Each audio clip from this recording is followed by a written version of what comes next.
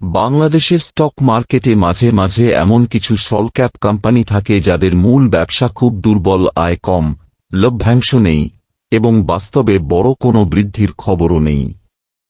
তবু শেয়ারের দাম হঠাৎ কয়েক সপ্তাহেই 50% থেকে 20% পর্যন্ত বেড়ে যায়। স্পেকুলেশন কিভাবে হয়? কিছু গ্রুপ হঠাৎ করে বড় পরিমাণে শেয়ার কিনতে শুরু করে। এতে বাজারে মনে হয় কিছু একটা হচ্ছে, দাম বাড়বে। সোশ্যাল মিডিয়া, টেলিগ্রাম, ফেসবুকে গুজব ছড়ানো হয়। যেমন, এই কোম্পানিতে বিদেশি ইনভেস্টর আসছে, বড় প্রজেক্ট পাচ্ছে, বুক ভ্যালুর নিচে, দামে বিস্ফোরণ হবে। রিটেইল ইনভেস্টররা গুজবে লাফ দিয়ে ঢুকে পড়ে। এতে ডিমান্ড বাড়ে, ফলে দাম আরও ওঠে। কিছুদিন পর দাম চূড়ায় পৌঁছালে গ্রুপটি শেয়ার ছাড়া শুরু করে। রিটেইল ইনভেস্টররা তখন উচ্চ দামে আটকে যায়।